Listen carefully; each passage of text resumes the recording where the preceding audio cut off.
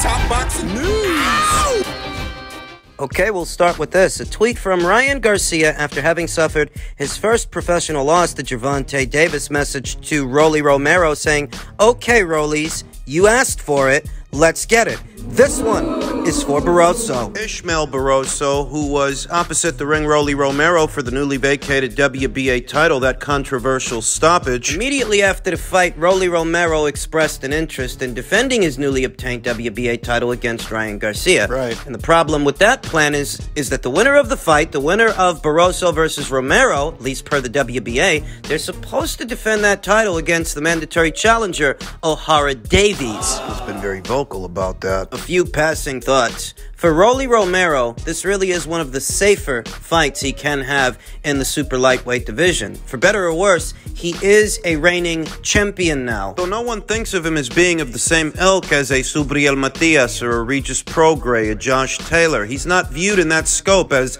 that kind of fighter. Thus, a fight with Ryan Garcia, who's coming off his first professional loss. First loss to the same man that gave Romero his first professional loss. This is one of the safer fights, one of the safer title defenses that Rolly can have. Rolly's not a good fighter, title or no title. And the premature stoppage in the Ishmael Barroso fight only accents that the PBC had a plan for this guy and a plan for that belt, that by hook or by crook, they were going to put it in Romero's hands, and they did that. But now what? According to Romero, the O'Hara Davies fight, the O'Hara Davies mandated title defense, it's not a fight worth having because according to Rolly, nobody knows the man. According to O'Hara Davies, who added both the WBA, Gilberto Mendoza, the president of the WBA, and Leonard Ellerby. According to O'Hara, this fight between Ryan and Rolly, this fight ain't happening. I've instructed my legal team to sue the WBA immediately. Have a great day. He wants his title shot. Is he gonna get it? Being honest with you, Romero versus Garcia is a bigger fight, a much bigger fight commercially than Romero versus Davies. You can bill that as a pay-per-view. Big payday for Romero, the newly crowned and defending champion. Rolly is so limited that you really can't trust him to beat anybody. You saw how he looked with a 40-year-old Ishmael Barroso. There's a good enough chance that O'Hara Davies could beat him, that they don't want to gamble. They don't want to risk it. They probably want to go straight into a Ryan Garcia fight. But can they? The sanctioning fees for a Ryan Garcia fight would be bigger than the sanctioning fees for an O'Hara Davies fight, and in that way the WBA kind of shot themselves in the foot, their own foot, because I'm sure they'd love to let Rolly have that fight with Ryan, but they're the ones that instructed the winner of Barroso versus Romero to face O'Hara Davies afterwards. That came from them. If O'Hara Davies feels entitled to a shot at Rolly's title immediately after Rolly's last fight, it's because the WBA said so. The WBA mandated it. Can they allow that fight to happen without suffering legal repercussions? WBA has often been criticized for having a seemingly unethical relationship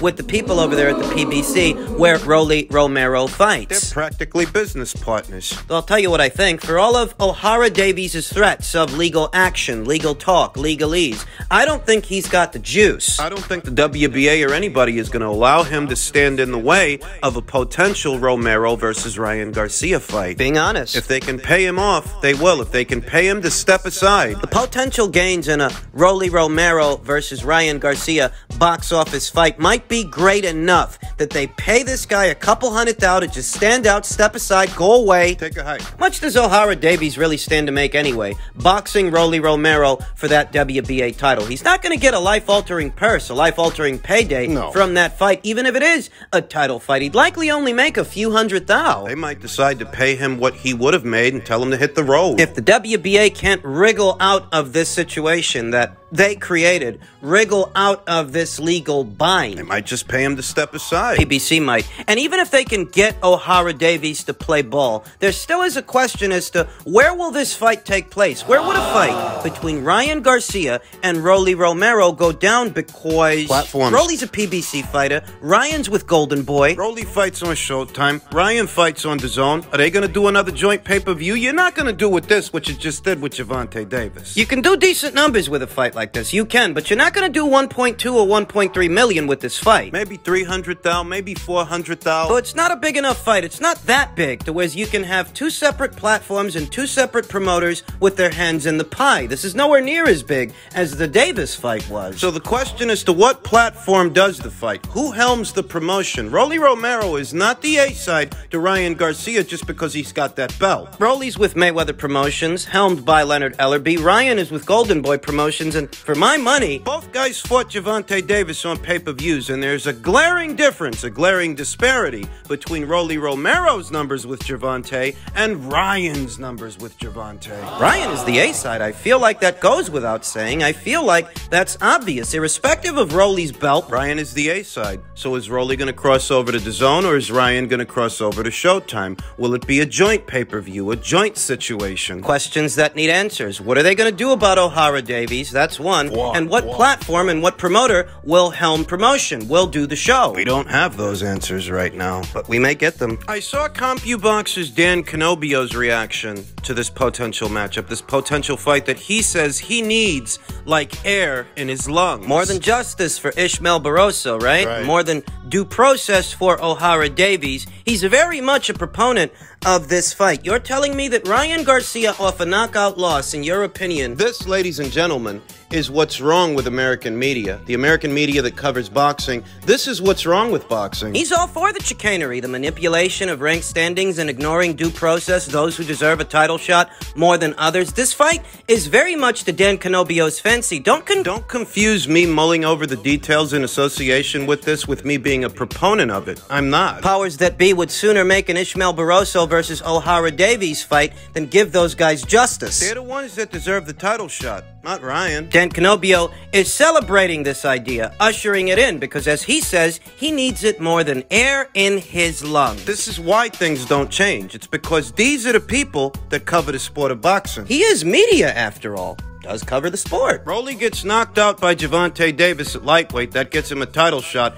at super lightweight. And the same seems to apply to Ryan Garcia. He gets knocked out by the same guy that knocked out Rolly. Get him a title shot. Are you kidding me? This is nothing to celebrate for the sport that hardly seems like a sport when this is what's going on. Do you really view Rolly Romero as a bona fide champion? Does Ryan really deserve a title shot? No. These guys are doing is trying to carve out a lane for themselves in a very deep division, a very deep and dangerous weight class, super lightweight. Trying to create a JV league up there. That's what this is, and it's hardly cause for celebration. The bubble that they're trying to live in. You can completely rule out unification matches involving the WBA title. That's not going to happen, not so long as Rolly has it, not if Ryan wins it from him. They're going to play Salucci with that thing. That's what they're going to do. That's what they want to. That's what they want to do. You think these guys want to fight the Matiases and Prograis of the world? Is that what you think? You're wrong. Elsewhere in the men's super lightweight division, reigning WBC champion Regis Prograis invited Devin Haney to his upcoming fight, saying,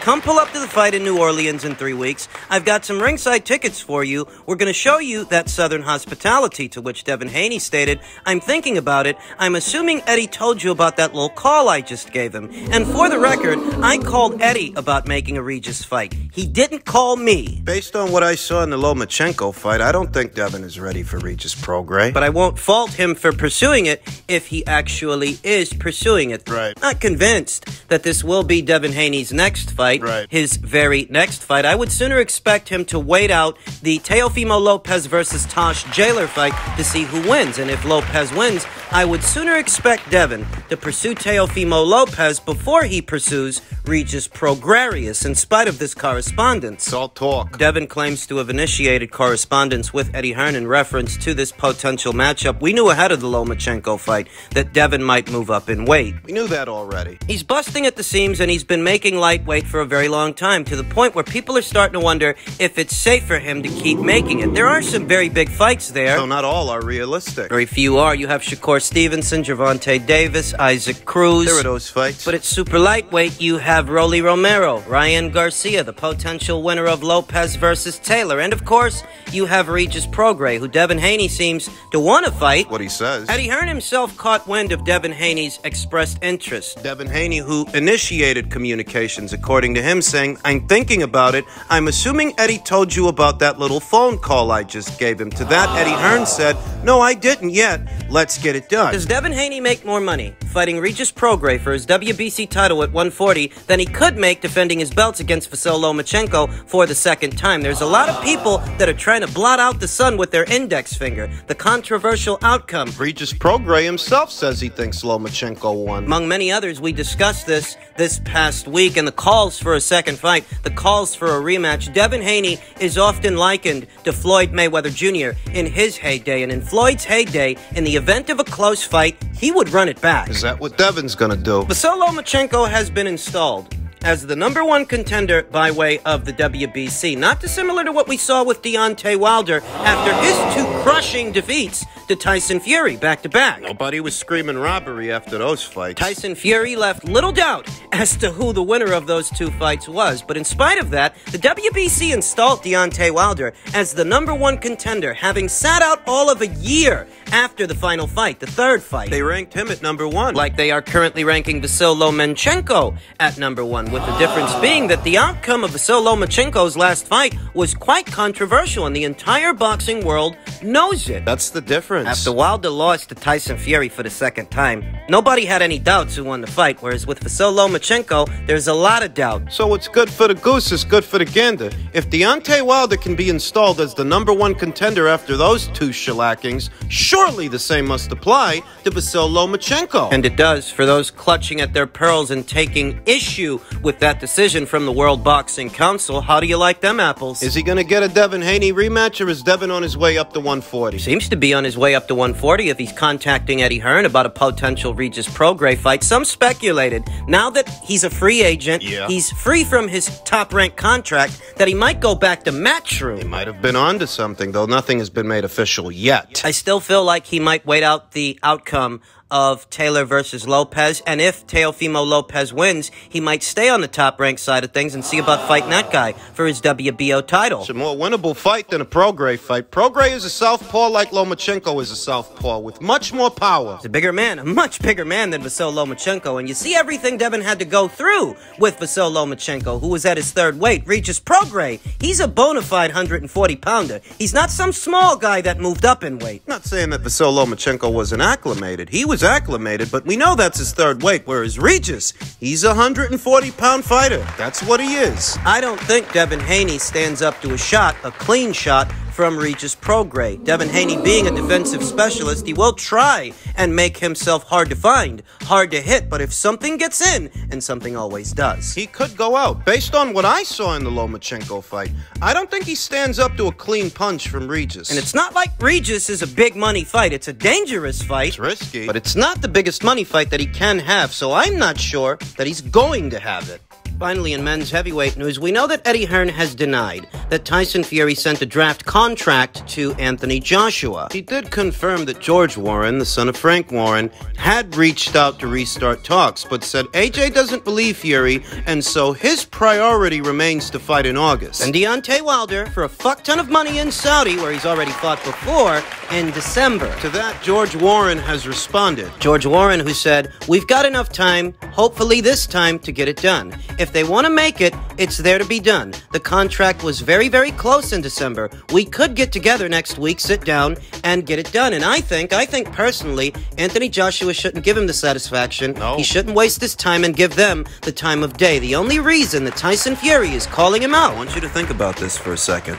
A little over a week ago, Tyson Fury proposed that Usyk re-enter talks with him for the same split as before, 70-30. Knowing that Alexander Usyk is on the hook with the WBA to fight Daniel Dubois, another attempt to waste that guy's time, but he calls out Usyk. A week later, he's talking about fighting in Australia against either Dempsey McKean or Jay Opataya, and just in a matter of days, he's calling out Anthony Joshua again. Given everything that already has happened and what Anthony needs at this point in his career, what's better for him? Tyson Fury's penchant for wasting people's time. Anthony Joshua shouldn't give him the time, shouldn't give him the time of day. He should stay the course, stick to the plan, and box Wilder later on this year in Saudi for a fuck ton of money. He's not strapped for cash. He's got no lack of options. Why do you think Fury's calling him out? Anthony Joshua's got 3 professional losses. No title. Why do you think Fury's calling him out? Because Anthony's on the Forbes list, and he isn't. Because Anthony Joshua still commands a large audience, and Tyson Fury knows that. He wants to do the fight fight in Wembley in September so he doesn't have to fight Usyk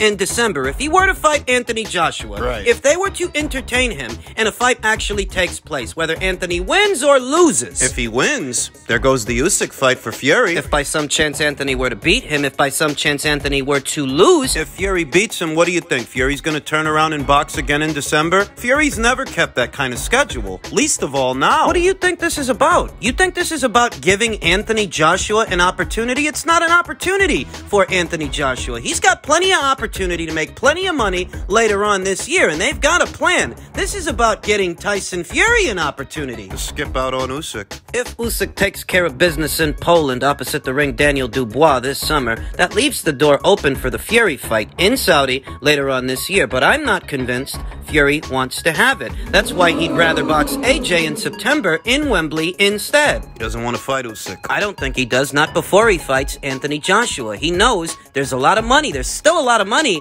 in that Joshua fight. Boxing Usyk beforehand jeopardizes that. But he could always box AJ afterwards, even if he loses. Yeah, he could. In theory, he could. But in that scenario, he wouldn't be an unbeaten champion, and he wouldn't have leverage, any leverage, over Anthony Joshua. Don't you see what this is about? As an unbeaten champion, a defending champion, that does give him some leverage in the situation. But hypothetically speaking, if he were to box Usyk first, then he loses. You have no leverage over Anthony Joshua. Nothing to lord over him, not even your O. So no, I don't think he's committed to the Usyk fight. I don't think he's committed to boxing him in Saudi later on this year. That's why he wants to hit the gas now on a Joshua fight. And if he were to box Anthony Joshua and he beats him in September, he's not going to turn around and box again in December. Depending on how the fight goes, I don't think he would. All the money he stands to make from the fight. He's not going to be strapped for cash. I don't think Anthony Joshua and Eddie Hearn should entertain talks with Tyson Fury because he's looking to skip out on Usyk. And if the roles were reversed and Anthony were the unbeaten champion,